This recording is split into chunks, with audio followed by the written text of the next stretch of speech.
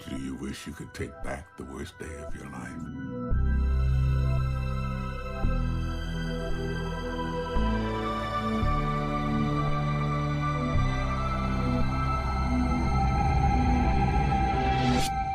Hello and welcome to another bonus episode of Anthology, presented by ObsessiveViewer.com. I'm your host, Matt Hurt, and if this is your first time listening, Anthology is ordinarily a podcast where I review The Twilight Zone as a first-time viewer and other classic and contemporary science fiction anthology series. In this bonus episode series, however, I am reviewing Amazon Prime's new sci-fi anthology series Solos, which was created by David Weil. For archives of all of my episodes, including past bonus episode series, visit anthologypod.com, and you can also like the Facebook page at facebook.com/anthologypod, and follow me on Twitter at OVAnthologyPod. And if you listened to episode 4 of this bonus episode series, bonus episode number 55, I tried something different with the Patreon spiel, and I'm going to try something also different with the Patreon spiel here. So, again, this is maybe embarrassing and awkward and stuff, but here we go. Are you in the market for more content from The Obsessive Viewer and our related podcasts, Anthology, and Tower Junkies? You're in luck. Due to a government stimulus check and an overbearing fear of the outside world thanks to a global pandemic, Obsessive Viewer Podcasts is overstocked with Patreon content. Come on down to patreon.com/obsessiveviewer and take advantage of our deals on hundreds of extra content. We've got over 130 B-roll episodes at only $1 per month, TV reviews at $2 per month, full-length movie commentary tracks at $5 per month, and early access to full episodes plus unreleased and exclusive content at $10 per month. At these prices, we're practically giving this stuff away. Just head on down to patreon.com/obsessiveviewer to sign up. Again, that website is patreon.com/obsessiveviewer. Sign up today. Okay, so that's that. And as I've been saying in all of these bonus episodes, I'm working on getting all 7 of these episodes recorded and ready to go to post on the Patreon page on May 21st. Right now it is May 18th. I took the day off of work today for a mental health day and to record as many of these as I could. So this is my second recording of the day, and I'm hoping tonight I will be able to squeeze out the last 2. But May 21st, the $10 patrons will get access to all 7 of these episodes, whereas the regular podcast listeners, who I love dearly on the main feed, I do love you guys. Thank you guys so much for listening and supporting me here, but they will get access to these bonus episode series one at a time, beginning on May 21st, and then following every Tuesday after that until I release all 7 of the episodes. So if you want all access to all of these, check out patreon.com/obsessiveviewer and get the $10 per month Patreon subscription level. So yeah, so thank you guys, and that's my spiel. So today on the podcast, I am going to be continuing my 7-part bonus episode series for the new sci-fi anthology series Solos, which, as I said, premiered all of its episodes on May 21st, 2021 on Amazon Prime Video. In this episode specifically, I'll be reviewing Jenny, which is episode 5 of the series, and it stars Constance Wu as a woman who asks herself why she's been in a waiting room for ages, only to realize it may be retribution for something she did in the past, which I think that summary... So I'm getting these little descriptions and everything from the Twitter thread that Amazon Prime Video tweeted, at this point, probably a month or so ago. I'm getting those descriptions from that Twitter thread, and it was kind of like the announcement Twitter thread and everything. And I gotta say, I feel like this description is a little bit spoilery. So yeah, so I don't know. That's a little bit too much information. But on that same note, in my review, I'm going to be spoiling the entire episode of Jenny. So make sure you watch it before listening to this episode. And by the way, I'm also trying out new recording configurations and locations in my apartment that I'm doing. So I do apologize for the sound of the air conditioner in the previous bonus episode and the kind of echoey effect there. I was recording in a certain space in my living room, and I don't know that I like it in that space. So just more tinkering and everything. Right now I'm recording in a more treated area of my living room, which is kind of funny because it's right by my kitchen, which I think would be more echoey, but I don't know. Anyway, this is all prime stuff for Patreon. This is the kind of content you get at the $1 level on Patreon. So patreon.com/obsessiveviewer. Okay, so this episode of Solos stars Constance Wu as Jenny, and she's known for her roles in Crazy Rich Asians, Hustlers, Fresh Off the Boat, and she was also in an episode of Dimension 404 on Hulu, which I covered in bonus episode 18 of this podcast. Like, holy crap. First of all, she was in the episode that she was in was called Bob. I don't remember her role in that episode. I don't really remember that episode terribly well, except there was like an alien or something. I don't know. But it's just kind of crazy to me that I reviewed that episode of television in bonus episode 18 of the podcast. And here I am recording bonus episode 56 of Anthology, which is insane to me because Anthology I created as a as a way for me to watch The Twilight Zone in podcasts about my watching The Twilight Zone. And I'm on episode of my main feed. I'm on episode like 73 or 4 of the main feed, and I'm up to bonus episode 56. So it's just insane to me how this has grown and everything. And I do appreciate you guys' support and everything. So Constance Wu, to round out her credits, she was also in a movie called Parallels from 2015. And I had originally, and I don't know if I will or not, but I'd originally kind of envisioned that these bonus episodes would be accompanied by a B-roll episode that I would put on Patreon when the episode actually releases. And each episode would kind of have, each bonus episode for each Patreon B-roll episode would have like a little mini review of a corresponding science fiction movie or show or what have you that is somehow related to the episode of Solos that I'm reviewing. But I don't know if that's going to happen. But I think what I might do is, and this is all superfluous because the people who are Patreon supporters know this already because this is in the future. But I think what I'm going to do is use those B-roll episodes. I'm going to record little like progress reports of my playing of Mass Effect, the Legendary Edition, which I just got my hands on. That came out May 14th. And that weekend of May 14th to May 17th or 16th, I had to watch a ton of stuff for Indie Film Fest because I was on the jury and stuff. So I was like, I played a little bit of Mass Effect, but not as much as I would have liked to. So I'm looking forward to this weekend just digging into Mass Effect after I get my Anthology stuff in order. So anyway, that's a long-winded way of saying that Constance Wu was in a movie called Parallels, which is a science fiction movie from 2015 that maybe I'll check out eventually. Writer for this episode was Becca Bowling, and interestingly enough, she played she was an actress in an episode of Philip K. Dick's Electric Dreams. She played synth female attendant.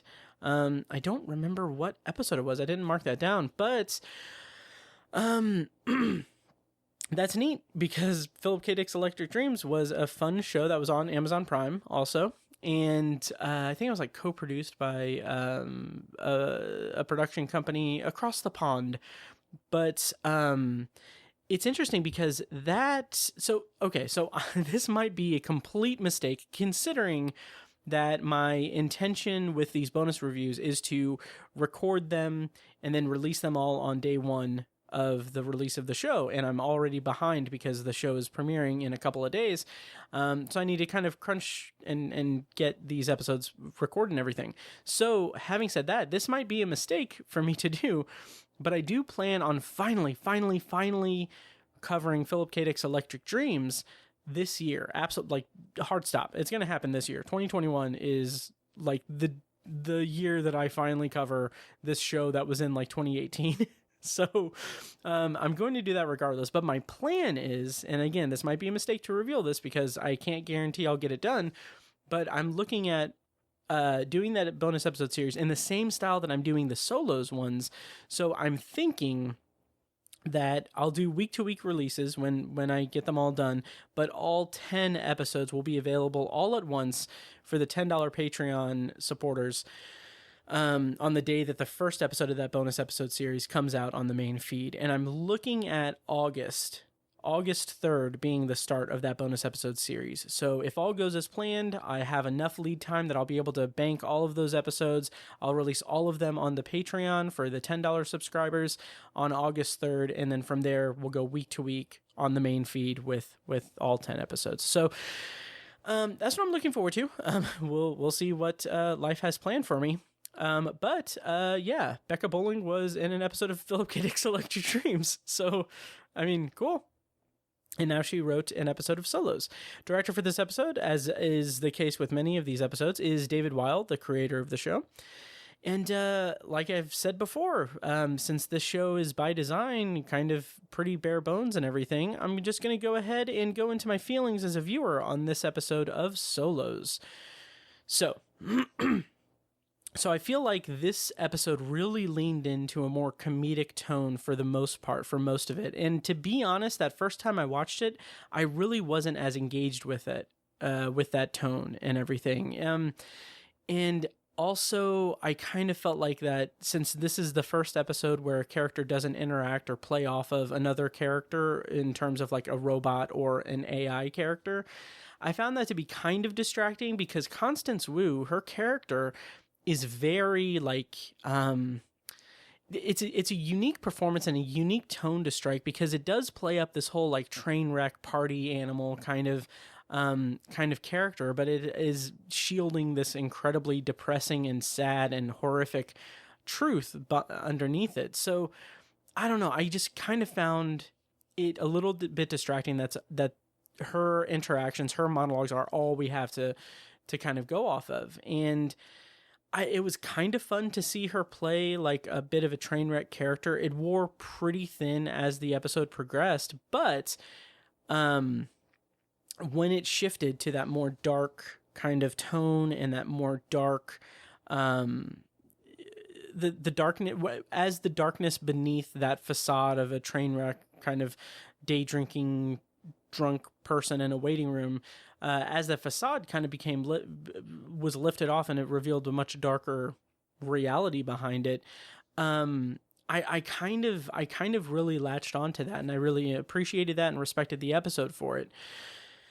And also, toward the end of the episode, I really started to wonder how it would tie into science fiction, because I honestly could not tell like where it was going in terms of that, and that really played up that reveal at the end because I was really, really shocked by the end of this episode. And I think it really tied the writing together and hit this emotional surface in a really, really big way. And overall thoughts, I thought that the episode was solid. So now that I've gotten that out of the way, I will talk more specifically about this episode of Solos, episode 5, titled Jenny. Okay, so right off the bat, I've seen this episode a couple of times, and that first time I watched it, I honestly did not get the impression that she was in a waiting room. Like, I don't know if it was because I watched the episode really late at night, or if it was because I just didn't pay close enough attention to it, but like right from the start, I just didn't get the fact that she was in a waiting room. So before I started this episode the second time when I was making my notes, I put, so she's in a waiting room according to the plot description, but I didn't really get that from the episode. And then as if the universe was playing a cruel joke on me and making me feel like, with the intention of making me feel stupid or what have you, the episode starts, and literally the opening of the episode is a rapid fire series of multiple shots of empty seats, magazines, a fish tank, literally all of the accoutrement that signals that we're in a waiting room. And apparently in that first viewing of it, that just completely went over my head. And maybe part of that is because we see that first magazine we see is for the Remember Me robot, which is alluded to or is featured in the Tom episode. Maybe I was a little bit distracted by that Easter egg, but also that might be a little bit of me making an excuse for my lack of attention. And as the episode in that first viewing, as the episode played out, I really thought that, like, I kept thinking that this was supposed to be her neighbor's house, specifically because, like, you can focus on all of the different parts of the the set to show that it's a waiting room. But the actual overall set design just looks a little too futuristic and a little too, for lack of a better word, it looked a little too homey. Like it looked like a home. And that's where it kind of got a little bit muddled with me. But that second viewing really cleared that up because I paid closer attention to it. So paying attention pays off. So we're introduced to Jenny. She is sitting in the waiting room. Clearly still a little drunk. She mentioned she's still a little drunk. She's dressed as an angel. And she mentions that she was at a 2-year-old's birthday party, and it was a costume party, hence why she's dressed as an angel from the Bible. And I feel like that's fine enough in terms of symbolism and foreshadowing and everything. And then she mentions that she's still probably a little drunk. And I thought that's when it should key us into the fact that there's something seriously wrong here, since she was drunk at a 2-year-old's birthday party. And that I thought was an interesting way to kind of bring us into this setting and this character and everything. And but I kind of feel like that drunken aspect to the character kind of makes the episode feel a little bit more scattered and disconnected for me, which I'll go into more as I progress through this review. But it just kind of felt like a little it just felt a little bit too kooky. And I'll, like I said, I'll talk more about it as I go on. But I just kind of felt like, okay, this is a weird element to this story that obviously it has a payoff at the end, but just right at the front, it kind of seems a little bit disconnected from the rest of it. So she talks more about how her and her husband are trying for a baby. And it's kind of funny in its crassness, talking about how, like, oh, just basically, that just means that I'm letting my husband ejaculate into me, and with the hopes of building up his ego or something like that. And it's, I don't know, like that's kind of funny on the surface, but when you go back and view it in the context of her full story, it doesn't really hold up to repeat viewings, because this is an incredibly tragic, traumatic story. And to have such an important element of that be dismissed with this comedic kind of crassness and vulgarity. Like, I'm not a prude and I'm not offended by that or anything, but when viewed in the whole piece and the entirety of the entire piece, it kind of feels a little bit not disrespectful. It feels a little bit careless with the emotional struggle of the character. And I understand that it's supposed to be like it's supposed to be mysterious. It's supposed to hold back that information until the end. But to go back and see her talk so recklessly and vulgarly about her attempts to get pregnant is just super, super downer. And really colors the comedy aspect of it, which is it's a bummer, because that is the prevailing tone of the episode. Like, we're supposed to, at least in that first half, because we're supposed to see her as this kind of train wreck kind of character who doesn't really have her life together. She makes bad choices and everything.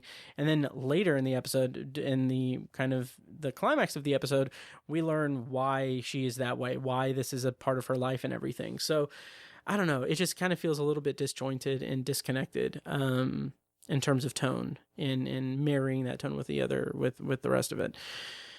So she goes on to say that she feels like she was meant to be a mother, and she says, and again, this is just needlessly cruel and dark in terms of tone. But she says she feels like she was meant to be a mother because she's not afraid of poop or accidentally killing it anymore. And like, again, it's kind of presented as this kind of funny thing that this drunk woman is saying. Like, it's like supposed to be her inhibitions are lowered and she's saying what she's thinking and everything. And it's also hinting at her miscarriage and the kind of trauma that she suffered. But it's done in this tone that's supposed to be comedic, and like, we're not fully on board with the struggle and the tragedy of it and everything. So it just feels a little bit weird and out of place. And the kind of dryness with that, the dryness of her delivery is just overall disturbing in the full context of the episode. And I just kind of, I didn't like it. I didn't like that. So she goes on to talk about babysitting Tyler. And again, I'm going to say this, I think I said it in my kind of overview, but it kind of feels like this episode is lacking because this whole idea of her talking into a void, like we don't get her playing off of another character or another voice, like in every episode that's come before this. So there is that disconnect of this person talking into a vacuum. And I should realize, that's what I'm doing right now. So I don't know. I don't know if that says something about me or what, but I don't know. It kind of feels like I was primed for her to at least play off of something. I don't know. But she talks about her babysitting Tyler, her neighbor, and how he watches her come up when she gets home, and she kind of, that's seeding this tragedy, the tragic element, the tragic reveal at the end of the episode pretty well. Like that's one thing that this episode does incredibly well, is it sets up that reveal at the end like really, really good, or really, really well. I always, anytime I say really, like anytime I have the what's the word? The urge to say good instead of well when I should say well, I always think of a line from, I think like the first or second episode of 30 Rock where one of the where Tracy Jordan says, oh no, it's one of the writers is like, oh, I'm doing good to Tracy Jordan, and then Tracy Jordan is like, Superman does good, you're doing well. So that always sticks in my head. Anyway, so she wants to bang Tyler's father. That is a hell of a segue to get to that. So I'm kind of on the fence about this. So she talked about her husband and how her and her husband were trying to have a baby. And then she transitions to talking about how she grew to babysit Tyler, and how the reason that came about was because her Tyler's father was super hot and she wanted to have sex with him. And there's this so the vulgarity and wishing for infidelity is kind of funny, but it already makes her completely unlikable. Like I had struggled with this, not from a morality standpoint, but I had struggled with this because I couldn't tell if she is telling the story of babysitting Tyler as this story about how she met her husband, because she was just talking about how her husband has a weirdly shaped dick, and and how they got sushi together on their first date or something, and then suddenly she's talking about how she is babysitting Tyler and how he watches her come up when she gets home, and then she's like, oh, I want to bang, I want to have sex with Carl, his father, and like I was wondering, like, okay, is that supposed to be her wanting to have an extramarital affair, or is this supposed to be her talking about her before meeting her husband and how she came to be like ready to become a mother? So I was just it felt a little bit unclear to me. And from what I understand, it was just that she wanted to cheat on her husband, which, I mean, again, not a prudish thing, but it just doesn't make her likable in really any capacity. And it also doesn't really come across as comedy or even as like the character having lowered inhibitions from alcohol. It just comes across as being a deeply flawed and frankly shitty person for a character. So it just kind of seems like it plays up this whole train wreck element that's, I don't know, it's popularized in pop culture. I'll talk about that in a bit, but it just doesn't work for me. It's not compelling for me or anything. And it doesn't lead me to really like the character. But I will say that I did find some nice resonance with her when she was talking about how the bond with Tyler formed. And she talks about how he was incessant about telling her about Spider-Man, and she eventually just grew to care about him and like him. And again, this kind of repetition, this is a kind of common theme throughout most of these episodes, is this kind of the script kind of hones in on one element to kind of repeat it and reuse it throughout the episode, and then kind of having maybe in some cases not a big moment, but having this kind of wraparound thing or having it come into play. And in this episode, it is done spectacularly well, amazingly well, or the Amazing Spider-Man, ultimately well. So I don't know. Anyway, I got pretty far from home on that one. Anyway, okay, my homecoming to this recording. That was a stretch. Anyway, so let's swing back into this review. The repetition of Spider-Man references and talking about Spider-Man, talking about how Tyler is obsessed with Spider-Man really, really primes us for the shock at the end. And in that respect, this is a very strongly written episode, and it is quite a bounce back from the previous episode, which I wasn't a big fan of. And this was just, I mean, it took a while for me to latch onto it. It took it, like, throughout most of this episode, I was not that invested in it. I wasn't that engaged by it.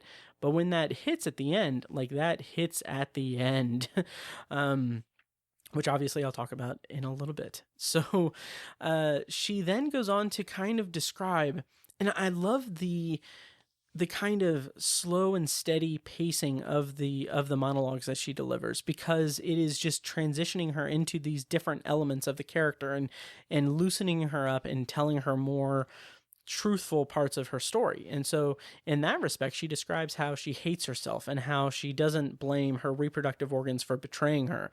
And holy shit, that's sad. Like, that is incredibly sad. That is such a downer. And also, I feel like it was kind of weird that she would describe all of that to an 8-year-old.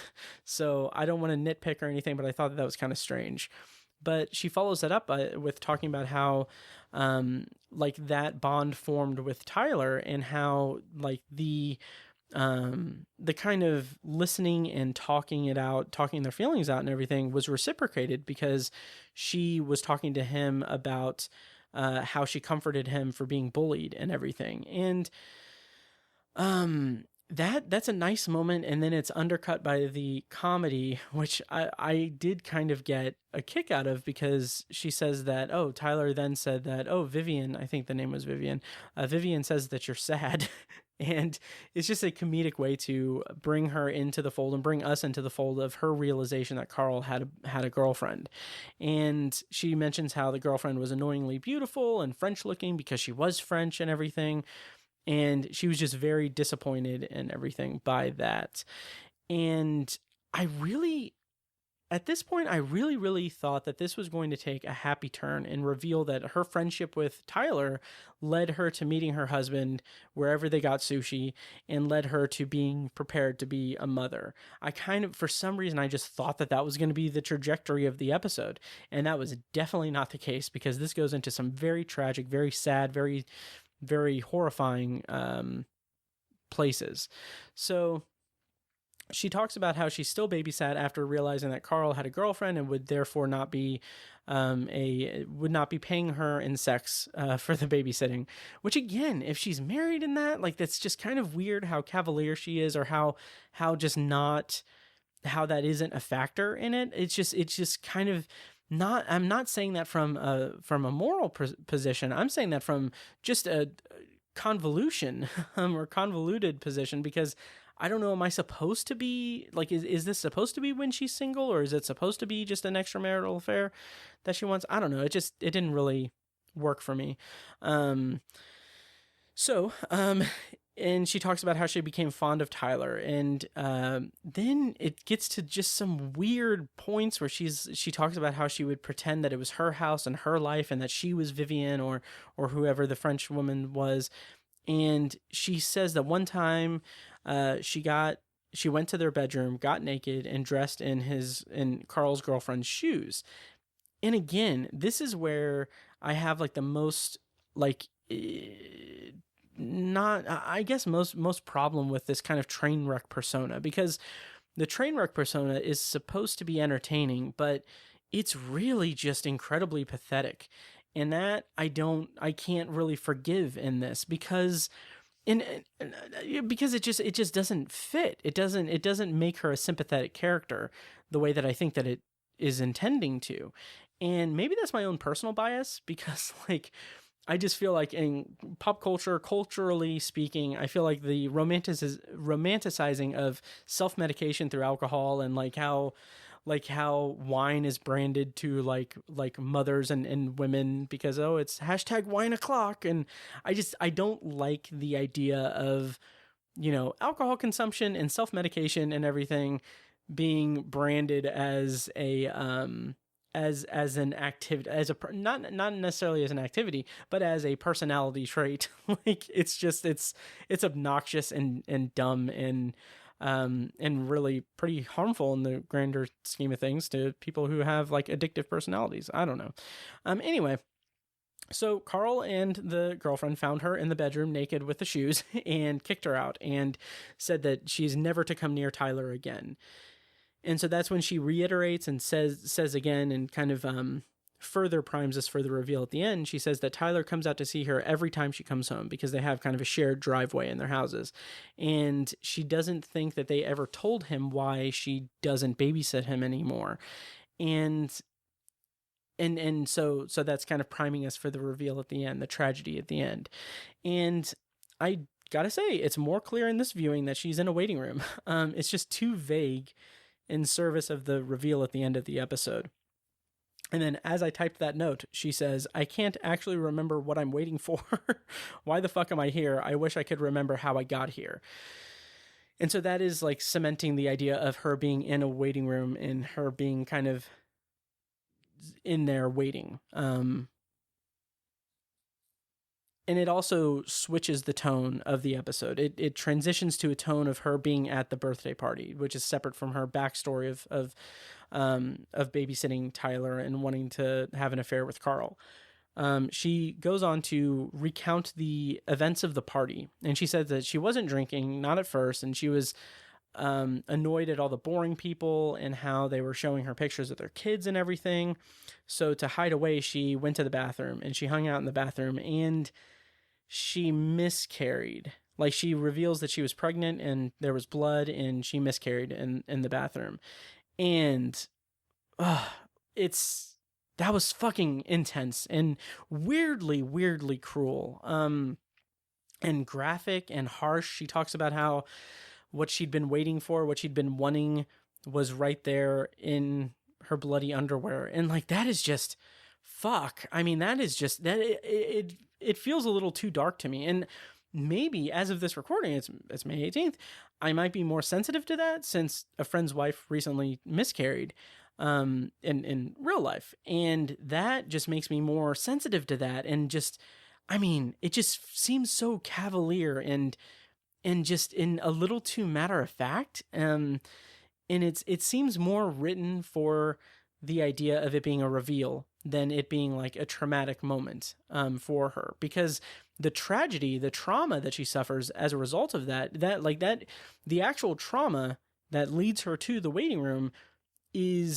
makes the miscarriage secondary, and the trauma of that secondary. And that kind of feels just a little reckless and a little discombobulated.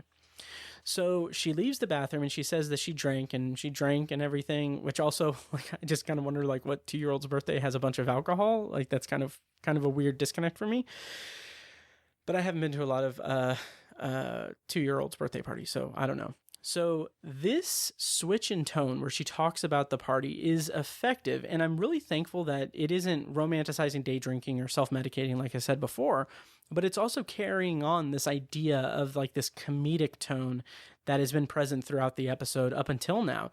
But it's clever in the way that it presents it as this fun party moment, carrying on this carefree kind of train wreck style comedic tone. But it's clever in the way that she presents it as that fun party moment, but then it gradually shifts over to that reality of like her not really partying or anything, but her fighting over the bottle and her being screamed at that she's ruining the party, and the realization that everyone sees that she has had some kind of medical emergency, and she looks down and sees that she's bled through her dress. And like, that moment is where everything kind of clicks together and really kind of comes home in the monologue. And honestly, like my issues, like they're not deal breaker issues by any stretch. Honestly, I think that in terms of writing, this episode is incredibly like well written, and it's a very good like written piece. In the monologue department, and in the pacing and the story elements and everything, it's just really well done.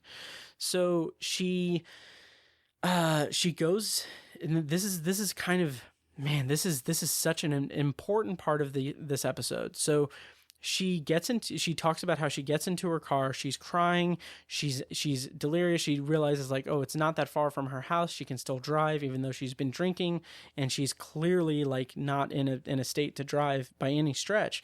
And as she's delivering these words, this monologue, this performance, Constant Wu's performance increases in intensity throughout these words, throughout these beats of this monologue. And it's just like, my qualms with the tone and the mismatch of the kind of story elements of this episode notwithstanding, I feel like Constant Wu gives an incredible performance, all things considered. Like, this is an incredible performance.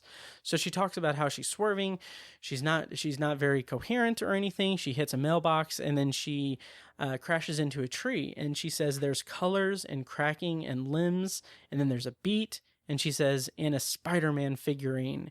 And then that's when she breaks down crying.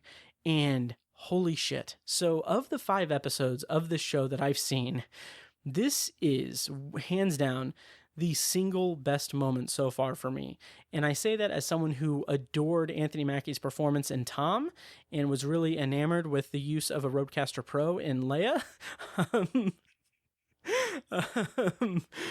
But what I love about this moment in Jenny, what I love about this moment is how shocking it is and how unexpected it was for me. Like, I literally gasped at this moment because for some reason, I don't know if it's because I wasn't as attentive to this episode as I would have liked to have been, or I should have been when I first watched it, or if it's because it is seated so well in the script, but I had no idea that that's where it was going. And to kind of back it up a little bit, even before it got to that, as I was watching it that first time, I found myself really wondering, like, wait, when is the science fiction element going to come into play in this? Because so far, there's nothing science fiction-y about this except for her scanning her retina to start her car. Like, that's about it, really. And the reference to her husband being a bot consultant. But even that, I mean, I run automated bots in my job, but it's not Anthony Mackie, it's bots to process. Anyway, so bots to process, that is my rap name. And anyway, I gasped when the episode revealed that she killed a kid, and that's a terrible transition. So I gasped, I was shocked, I was really into it, and then the episode breaks into the quote unquote real world. And it's the reveal that her consciousness is currently being uploaded. That's why she's in the waiting room. And we get the design, or we get the logo of the whatever company it is. It's called E-Ternity, which I think is kind of cute. I wonder if that'll be referenced in one of the remaining 2 episodes. I'm not sure. But then the technicians say that she's ready for her memory extract because she's a memory donor. And that's when the technician realizes who she is and says, oh, she's that woman who, killed a kid. And he says that the memory extract is going to take 10 minutes and he has to go, then he's going to go on his lunch break.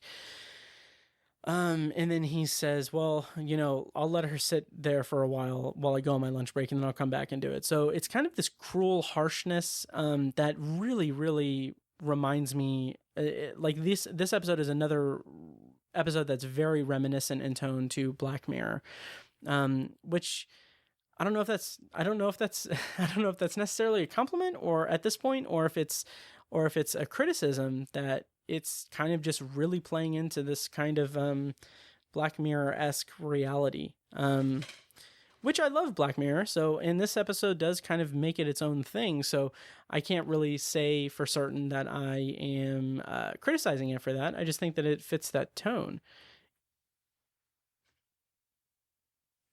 There's like a squirrel or something on my balcony. or maybe a cat. I can't tell, but pizza is going crazy. Anyway, so then that's really the end of the episode. And I want to mention that one of the technicians, I think it's the technician that's on the screen who has his back to us the whole time, is actually played by Chris Diamantopoulos, who played Joe Beaumont in Nightmare at 30,000 Feet from the Twilight Zone 2019, Season 1. Kind of an interesting connection to other science fiction anthology shows. And it's kind of, I do want to mention, like, just, this is an aside. I'm done with the review and everything. This is an aside that the structure of the credits in the show is kind of weird. Because when we get the credits, it shows like I think it shows the cast and then part of the crew and then the co-stars for the episode. So like in this, like every episode, quote unquote co-stars Morgan Freeman as Stewart because he does the voiceover. And then there's more crew. And then, like, when it's applicable to the episode, we get guest stars. And that's where I saw Chris Diamantopoulos' name. So I just thought that was kind of weird. I don't know what the deal is with that. But that is my review of Jenny. I mean, it is it's a very tricky episode. Like, there's some things that I really didn't like about it in terms of the tone and romanticizing this kind of persona that I feel like in culture is just way too...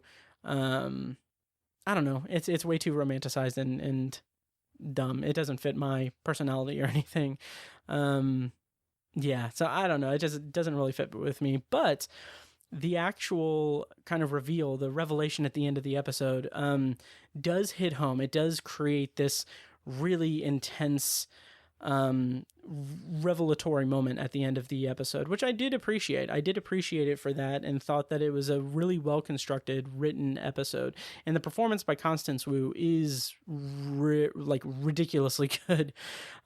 She does a really great job of carrying the performance throughout the episode and carrying the episode because she's the only performer.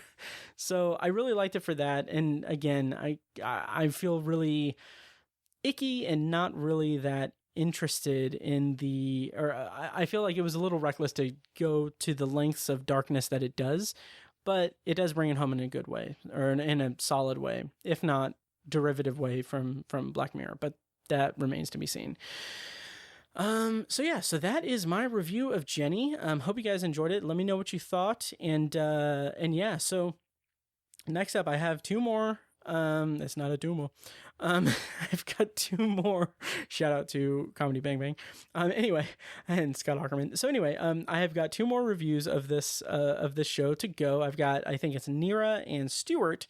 And again, Patreon at patreon.com/obsessiveviewer. If you pledge $10 per month, you get access to all of that right up front. So you get access to, if you sign up today, you'll get access to the RSS feed that has these two episodes already available. So you won't have to wait until next Tuesday and the Tuesday after that.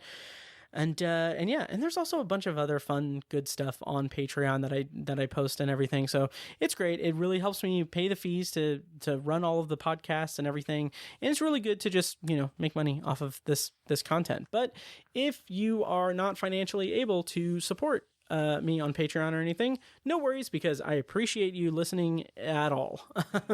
Especially 56 bonus episodes in and like 74 regular episodes in and like 5 or 6 or 4 or 5 special episodes. So anyway, I'm done rambling.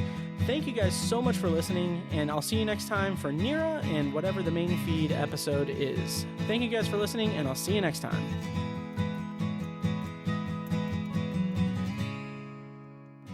And now, here's a short clip from our Patreon exclusive RSS feed. To hear the full clip and more exclusive Patreon content, go to patreon.com/obsessiveviewer and become a patron at the minimum rate of $1 per month. Thank you and enjoy. Today on the Patreon podcast thing, I am reviewing episode 6 of The Falcon and the Winter Soldier, One World, One People. So this episode is the culmination of this miniseries show on Disney Plus. And I do think that, or I hope that, like I said,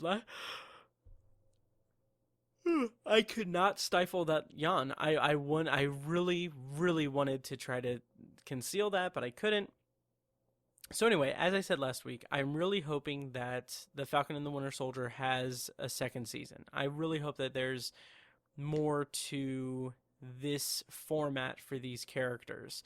And I kind of feel like the ending of this episode and this season, I kind of feel like that leans into that with retitling it Captain America and the Winter Soldier. But who knows? However, Anthology is edited and produced by Matt Hurt and presented by ObsessiveViewer.com. For a full archive of our episodes, go to anthologypod.com/archive. You can also like the Facebook page at facebook.com/anthologypod and follow the show on Twitter at OVAnthologyPod. If you enjoy the show, please take a couple minutes to leave us a rating and a quick review on Apple Podcasts. This is the easiest way to support what we do, and all it costs is a little bit of your time. If you'd like to donate to the podcast, you can make a PayPal donation at anthologypod.com/donate or support us on Patreon for recurring donations and access to commentary tracks and B-roll audio recorded exclusively for patrons at patreon.com/obsessiveviewer. Every donation goes toward paying the fees to keep the podcast running and is greatly appreciated. Official Anthology merch, including shirts, mugs, phone cases, and more, can be found in the Obsessive Viewers TeePublic store. You can find a link to the store in the show notes of this episode and at anthologypod.com/donate. Or you can simply search for Obsessive Viewer at tpublic.com. For information about the Obsessive Viewers annual live event showcasing short horror films from local filmmakers, check out shocktoberinirvington.com. And for an archive of all our events, as well as news about potential future events, head over to obsessiveviewer.com/live. For more podcast content, you can find our flagship movie and TV review and discussion show, The Obsessive Viewer Podcast, at obsessiveviewer.com, and on Twitter at obsessiveviewer. You can also find Tower Junkies, a podcast where Matt and co-host Tiny share their love of all things Stephen King and his magnum opus, The Dark Tower series, over at towerjunkiespod.com and at towerjunkiespod on Twitter. And finally, check out The Secular Perspective, Tiny's side project podcast, which tackles current events and life's big questions from the perspective of secular hosts Chad and Amanda at thesecularperspective.com. Bumper music for this podcast comes courtesy of As Good As It Gets, which can be found at facebook.com/asgoodasitgetsband. You can also find As Good As It Gets music on Spotify, Google Play, and iTunes. Thank you so much for listening, and we'll see you next time. Kitty!